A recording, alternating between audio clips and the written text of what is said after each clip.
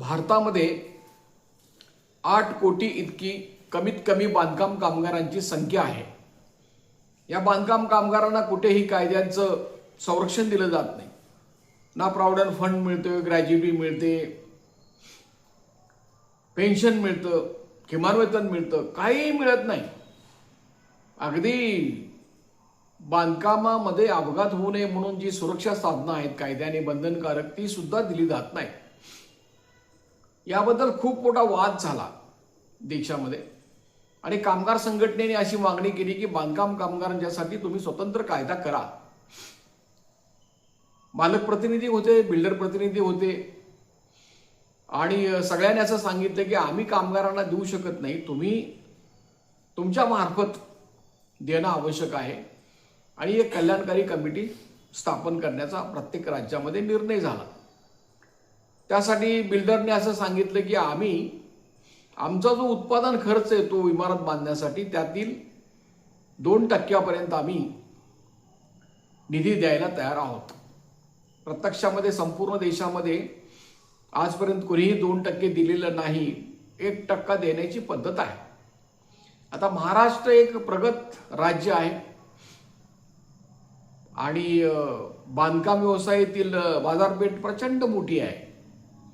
त्यामुळे आतापर्यंत 28,000 कोटी रुपये 2008 सालापासून आजपर्यंत जमलेले आहेत। सरकारनं जर प्रामाणिकपणे हा निधी गोळा केला असता तो 100 कोटीपर्यंत सुद्धा गेला असता। आता 28,000 कोटी ही रक्कम कमी नाही, त्यातील आता 24,000 कोटी या मंडळाने महाराष्ट्रामध्ये खर्च केलेले आहे। खरं म्हणजे कामगारांनी BOCW वेबसाईट जी आहे त्याच्यावर जाऊन फक्त फॉर्म भरून थांबण्याच्या ऐवजी तुम्ही ते सगळे वेबसाईट एकदा तपासा। त्याच्यामध्ये आतापर्यंत कुठल्या योजनेवर किती पैसे खर्च केलेले आहेत हे सगळं सांगितलेलं आहे। आतापर्यंत अर्ज किती प्रलंबित आहेत हे सांगितलेलं आहे। आमचं म्हणणं एवढंच आहे की सरकारनं केलेला कायदा आहे त्याची अंमलबजावणी करावी, बस। आम्ही नवीन त्यांच्याकडे काय मागत नाही। आता भारतामध्ये मोठ्या अधिकार देणारे, पदव्या देणाऱ्या ज्या परीक्षा आहेत त्याची काय वाट लागलेली आहे आपण सर्वजण पाहत आहोत आणि इतकं त्याच्यामध्ये भ्रष्टाचार झालेला असून सुद्धा सगळ्या त्या परीक्षा व्यवस्थेची वाट लागलेली असताना त्याची जबाबदारी या भारताचे शिक्षण मंत्री स्वीकारण्यास तयार नाहीत। उलट आंदोलन करणाऱ्यांना काय वाटतं ते बोलतात आणि आता 7 दिवस होत आले। काक्रोच जनता पार्टी जी आहे त्यांचं आता उपोषण सुरू झालेलं आहे। अजिबात सरकार त्याच्याकडे बघायला तयार नाही। दुसऱ्या बाजूलाही आपण पाहतोय देशामध्ये एवढं राम मंदिर बांधलं त्यांनी गाजावाजा करून आणि त्या राम मंदिर मधले 200 कोटी रुपये चोरीला गेलेले आहेत, दरोडा पडलेला आहे। ज्यांनी दरोडा घातलेला आहे त्याने अजूनही केसची प्रक्रिया पूर्ण केलेली नाही, परंतु इतरांच्यावर मात्र खोटे आरोप करून त्यांच्या घरादारावर नांगर फिरवून, बुलडोजर फिरवून मोकळे। आता मात्र मुगळून गप्प बसले योगी सरकार आणि हे सगळे हिंदुत्ववादी। याबद्दल बांधकामाबद्दल आमचं एवढंच म्हणणं आहे की तुम्ही केलेले कायदे जे आहेत, तुमच्या योजना तुम्ही मंजूर करा ना। वर्षाला ते 120 कोटी रुपये खर्च करतात, म्हणजे महिन्याला 100 कोटी कशासाठी? तर हे बांधकाम कामगारांनी केलेल्या अर्जाची निर्गत करणे, निकाली काढणे, रेकॉर्ड ठेवणे। तुम्ही महिन्याला 100 कोटी रुपये घेताय, कितीतरी कर्मचारी तुम्ही नेमू शकला असता आणि एवढं करून सुद्धा 37 लाख अर्ज प्रलंबित। मागील 2 वर्षापासून सतत ही अवस्था आहे। आम्ही 2 वर्षापासून सांगतोय की प्रलंबित अर्ज निकाली करा, प्रलंबित अर्ज निकाली करा। एकाही निवेदनाला सरकारची उत्तर देण्याची तयारी नाही। आम्ही निलंबित अर्ज मंजूर करा काय, आम्ही काय आकाशातला चंद्र मागतोय का तुमच्याकडे?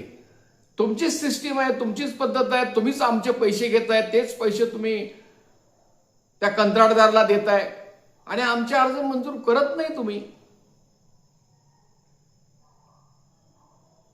आता ह्याच त्यांच्या वेबसाईटवर हिशोब टाकलेला आहे, तुम्ही बघा तपासून. 23 आणि 24 सालचा हिशोब आहे.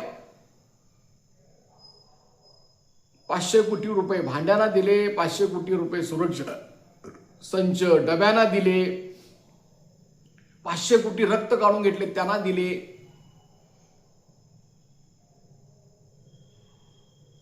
$100 कोटी मी तुम्हाला मगाशी सांगितले, 120 कोटी रुपये ऑनलाईन वाल्यांना दिले, 110 कोटी रुपये प्रसार माध्यमाला दिले आणि त्याच जमा खर्चामध्ये जे वेबसाईटवर आहे 30 योजनांच्यासाठी फक्त 60 कोटी रुपये दिलेले आहेत. म्हणजे ज्यांचं कल्याण करायचं त्यांच्या ज्या योजना आहेत त्याच्यावर अत्यंत कमी खर्च. हजारो महिलांना त्यांच्या पतीचं निधन झाल्यानंतर 10,000 रुपये अंत्यविधीची रक्कम सुद्धा दिलेली नाही. बांधकाम कामगारांच्या मुलीच्या विवाहास रक्कम दिलेली नाही. आणि आता तर त्यांनी प्रसूती रजा आणि शस्त्रक्रिया जी आहे ते सुद्धा बंद केलेलं आहे. म्हणजे ज्या योजना बंद केले तर बंदच आणि ज्या योजना चालू आहे त्याचे पैसे मिळत नाहीत. म्हणजे पैसे तुम्ही कंत्राटदारांना रात्रंदिवस काम करून चेक्स काढून देता आणि ज्यांचे अर्ज मंजूर आहे त्यांना 6-6 महिन्यापासून लाभ देत नाही. 6 महिन्यापूर्वी कामगारांना मेसेज केलेला आहे तुमचा अर्ज मंजूर झाला आणि पैसे बँकेमध्ये जमा केलेले नाहीत. यामुळं महाराष्ट्रातल्या बांधकाम कामगारांनी हे समजून घ्यायला हवं. शक्यतो बांधकाम कामगार काय करतो, त्याला राग येतो. तो राग त्यांना येऊन ज्यांनी फॉर्म भरलाय त्याच्यावर काढतो. त्याच्यात हिंमत नाही की ज्यांनी अर्ज नामंजूर केलाय, पेंडिंग ठेवलाय, मंजूर असून रक्कम दिलेली नाही, त्या अधिकाऱ्यांना जाऊन ते जाब विचारत नाही. जाब विचारतात फॉर्म भरणाऱ्याला, जणू काय फॉर्म भरण्याच्या हातात सरकारनं पैसे दिलेले आहेत. हे सुरू आहे. आमचं म्हणणं तुम्ही जे नियम केले ते पाळा ना. त्यांनी 9/9/2014 असा एक फतवा काढला कामगार खात्याने की बांधकाम कामगारांचे अर्ज 1 महिन्याच्या आत निकाली निघतील. 2 वर्ष होत आलं तर निकाली निघत नाही. हा गंमत आहे. नूतनीकरण करायचं आहे समजा. म्हणजे मी आता कार्ड काढलं आणि माझं 1 वर्ष संपल्यानंतर मी परत अर्ज करतो की मला माझं कार्ड तुम्ही जिवंत ठेवा. आता हे जिवंत ठेवायचं म्हणाला मी ते वर्षभर लावतात. वर्षानं सुद्धा गॅरंटी नाही. आणि एकदा तुमचं कार्ड कॉम्प्युटरवर दिसायचं बंद झालं की तुम्हाला कसल्याही योजनेचा अर्ज करता येत नाही. असलेली योजना सुद्धा मिळेल का नाही याची शंका नाही. नवीन कार्डाची हीच अवस्था. कामगारांनी अर्ज केल्यानंतर त्याची नोंदणी 1 वर्षभर केली जात नाही. त्यांनी मध्येच नाटकं केलेत, अपॉइंटमेंट ठेवायचं, व्हेरिफिकेशन करायचं. अरे कसलं काय व्हेरिफिकेशन करताय ते करा ना. ते परीक्षा ज्या बोगस निघाल्या तिथे करा. अरे 14,000 पुरुषांनी बहीण म्हणून पैसे उचलले. काय केलं तुम्ही त्यांचं? तिथं तुम्ही बोगस म्हणून बोंबलत नाही. तुम्ही म्हणताय 17 लाख महिलांनी त्यांची आर्थिक कुवत असताना त्यांनी अर्ज केला, त्यांचे अर्ज बाद झाले. मग ते बोगस नाहीत का? मग तुम्ही बांधकाम कामगारांचं बोगस म्हणताना मग त्यांच्यावर कारवाई करा ना जे असतील ते. खऱ्या कामगारांच्यावर कशाला तुम्ही अन्याय आणि अत्याचार करताय? खऱ्या कामगारांचे अर्ज तुम्ही ठेवणार आणि दुसऱ्या बाजूला कंत्राटदारांचं भलं करणार. 3,000ची भांडी आहेत ती 11,000 रुपये त्याला देऊन मोकळे करणार. तर हे जे सगळं सुरू आहे हे भयानक आहे. हे ह्याची सुसूत्रता कामगारांनी केली पाहिजे. आणि नुसता बोटं मोडून उपयोग नाही. खरं म्हणजे ते सरकारच्या विरोधी अजून बोलायला तयार नाहीत, समजून सुद्धा घ्यायला तयार नाहीत. हे वाईट वाटतं. आता आम्ही केलाय काय लोकसेवा हमी कायदा? सरकारनं केलेला आहे. मी अनेक वेळा तुम्हाला सांगितलं की देवेंद्रजी फडणवीस साहेब सगळ्या जगाला ओढून सांगत होते की या जगातला सगळ्यात भारी कायदा आम्ही केलाय. अरे याच कायद्याची वाट सगळ्या महाराष्ट्रामधल्या अधिकाऱ्यांनी लावलेली आहे. याचा आहे ना राग येत नाही, अपमान वाटत नाही? हा मुख्यमंत्र्याचा अपमान आहे. लोकसेवा हमी कायदा म्हणजे काय? सेवेची हमी आम्हाला त्यांनी दिलेली आहे की आमचे मृत्यूचे अर्ज म्हणे 10 दिवसाच्या आत अंत्यविधीची रक्कम मिळणार. आता 10 महिने झाले तरी मिळत नाही. एका महिन्याला 2,000 रुपये आहे ते द्यायला सुरुवात केली जाईल. 2 वर्ष झालं तरी मिळत नाही. नूतनीकरण आणि नवीन अर्ज जे आहेत ते 2 महिन्यात निकाली काढले जातील. 2-2 वर्ष अजून पेंडिंग आहे. आणि इतर लाभाचे अर्ज सुद्धा 2-2 वर्ष पेंडिंग आहे. मग कशाला तुम्ही कायदा लावला? लोकसेवा हमी कायदा जे हमी दिलेली आहे त्या हमीचे बोर्ड सुद्धा यांनी लावलेले नाही. परवाच करायची नाही. सक्त आदेश आहेत शासनाचे की तुम्ही बोर्ड लिहा, तुम्ही त्यांच्या ऑनलाईन सिस्टीममध्ये घाला. त्यांनी अजूनही ऑनलाईन सिस्टीममध्ये लोकसेवा हमी कायदा लागू झाल्याबद्दल तरतूद केलेली नाही. 9 सप्टेंबर 2025ला हा कायदा बांधकाम कामगारांच्यासाठी लागू झालेला आहे. आता वर्ष होत आलं, या कायद्याची काही पर्वा नाही. याची आम्ही एक टेस्ट घेतली. आम्ही 4 महिने चिकाटीने प्रयत्न केले. पहिला तक्रार अर्ज दिला लोकसेवा हमी कायद्याखाली, आमचा आम्ही तयार करून दिला, कारण यांनी तयारच केला नाही. याला यांनी महिनाभर उत्तर दिलं नाही. मग महिनाभरानंतर आम्ही पहिलं अपील केलं सहाय्यक कामगार आयुक्त यांच्याकडे. त्यांनी विचारणा केली, वर अहो हे काय करायचं, आमच्याकडे अर्ज आलेले आहेत. काही उत्तर नाही त्याला. मग पहिलं अपील आमचं झालं, त्यालाही महिना झाला तरी उत्तर नाही. मग दुसरं अपील आम्ही केलं अप्पर कामगार आयुक्त बाळासाहेब वाघ, आता ते रिटायर झाले, त्यांच्या हातात देऊन आम्ही अपील दिलं. ते म्हटले कुठं आहे हे, काय आहे? मग त्याला आम्ही ते लोकसेवा हमी कायद्याचा GR काढून दिला. मग त्याने अधिकाऱ्यांना सांगितले GR बघा, तरतुदीमध्ये अपील करायचं आहे का बघा आणि अर्ज घ्या. बघितलं त्यांनी सगळं आणि आहे, पोच दिली. मग 40 दिवस गेले. रिटायर होण्यापूर्वी या बाळासाहेब वाघांनी विचारलं या विवेक कुंभारना, अहो आम्ही ह्याचं काय करायचं? काहीही उत्तर दिलं नाही. 40 दिवस गेले. मग आम्ही तिसरं अपील राज्य लोकसेवा आयोगाचे राज्य आयुक्त जे आहेत पुण्याचे त्यांच्याकडे केलं. त्यांनी पहिली मीटिंग लावली. पहिली या केसची सुनावणी झाली. 52 केसेसची सुरुवात. काय केसेस आहेत? तुम्ही वर्ष झालं तरी सुद्धा आमचे अर्ज मंजूर केलेले नाहीत, हा गुन्हा आहे. अधिकाऱ्यांना 5,000 रुपये दंड प्रत्येक केसला झाला पाहिजे असं आमचं म्हणणं नाही. त्या कायद्यामध्ये तरतूद आहे. पहिल्या सुनावणीला काय सांगितलं अधिकाऱ्यांनी? अहो आम्हाला एका वेळेला फक्त 50च अर्ज तपासायचे अधिकार आहेत, त्याच्याशिवाय पुढे जाता येत नाही, म्हणून हे थांबलेलं आहे. म्हणजे आता हे 50 करत गेले तर 37 लाख अर्ज मंजूर करायला यांना 10 वर्षापेक्षा जास्त काळ लागेल. म्हणजे या कायद्याची चेष्टा चालू आहे.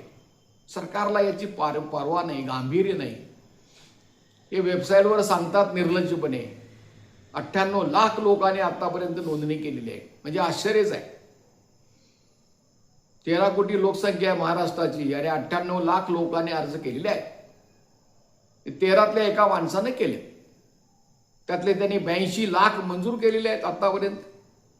आणि आता त्यांच्याकडे सांगतात वेबसाईटवर की 16 लाख अजून अर्ज तपासायचे आहेत आणि प्रलंबित आहेत. 12 लाख नूतनीकरणाचे प्रलंबित आहेत आणि 10 लाख हे लाभाचे अर्ज प्रलंबित आहेत. आणि 3-4 दिवसांमधनं आणि 50,000ची त्यामध्ये वाढ होत आहे.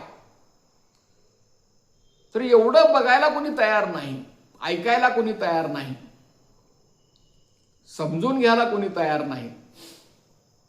विधानसभेमध्ये आमदारांनी फार बोंबाबोंब करू नये म्हणून त्यांनाच तपासाचे अधिकार देण्याची नाटकं यांनी केली.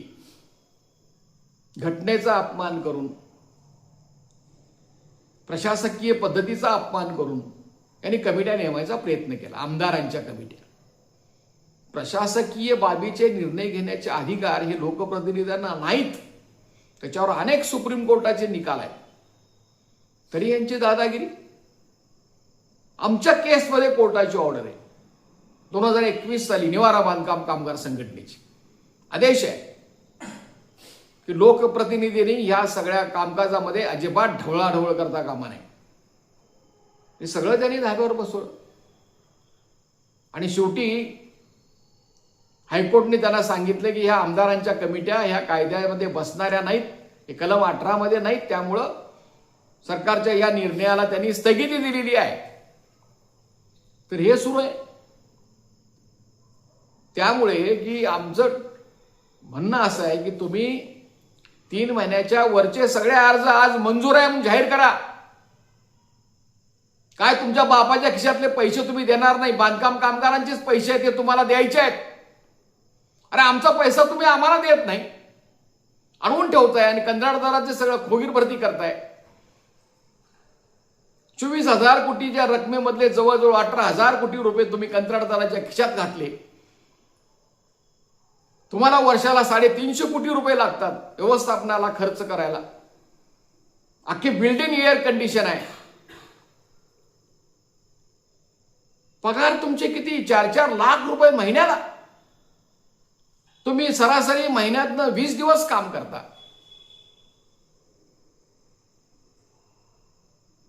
मग 4 लाख भागिले 20 किती झाले? दररोज 20,000 पगार. अरे दररोज 20,000 पगार घेताय. तुम्हाला काय वाटतंय का नाही तुम्ही विधवा बाई जिच्या घरावर सगळं संकट ओढवलेलं आहे त्या बाईला तुम्ही नवऱ्याच्या अंत्यविधीची रक्कम सुद्धा देत नाही, बघायला तुम्हाला वेळ नाही. एअर कंडिशन ऑफिसमध्ये बसून रोज 20,000 घेताय. तुम्ही सही केली की 20,000 रुपये लागू झाले. हे या बांधकाम कामगारांच्या बद्दल सगळं सुरू आहे. आमची निवेदनं केराच्या टुपलीत टाकायची.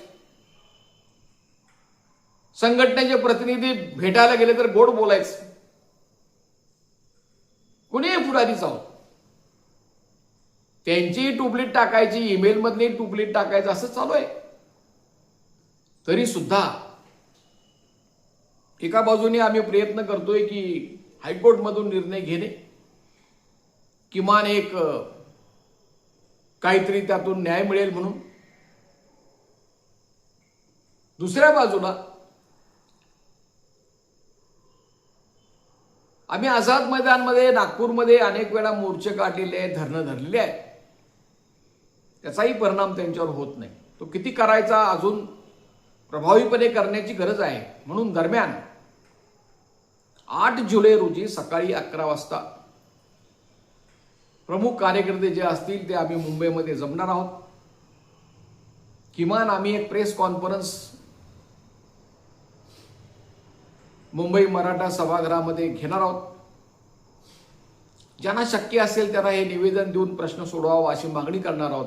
हा पहिला टप्पा आहे आणि तिथे जे जमणारे कार्यकर्ते आहेत त्यांची बैठक घेऊन पुढील कार्यदिशा आम्ही ठरवणार आहोत. तर तुम्ही आम्ही व्हॉट्सअपवर टाकलेलं जे निवेदन असेल उद्याला ते ईमेल करा, किमान पोस्टाने पाठवा. निवेदन तरी जाऊ द्या ना. तुमच्या मागणीचं आमच्या मागणीचं निवेदन नाही, ते सुद्धा पाठवायची दानत नाही. हे वाईट वाटतं. अरे तुम्ही करा ना, त्या निवेदनामध्ये दुरुस्ती करा, तुमच्या संघटनेचं नाव लिहा, तुमचं नाव लिहा, पाठवून द्या ना. मला स्कॉलरशिप मिळालेली नाही, मला लाभ मिळालेला नाही म्हणा ना. तर असं करावं अशी आमची विनंती आहे. आम्ही कामगार संघटनेचं काम करतो. ही संघटना चालवण्यासाठी तुम्ही आम्हाला दानधर्म करा, दान करा, आर्थिक मदत करा. गुगल पे, फोन पे. त्यासाठी माझा मोबाईल क्रमांक आहे 9960499366. मी शंकर पुजारी. महाराष्ट्र राज्य बांधकाम कामगार संघटना संयुक्त कृती समितीचा मी राज्य निमंत्रक आहे. हे वेबसाईट कामगारांच्यासाठी चालवलं जातं, विनामूल्य आहे हो. सबस्क्राईब करायला सुद्धा कंजूसपणा कशासाठी करताय? करा, नम्रपणे सांगतोय. लाईक करा, फॉरवर्ड करा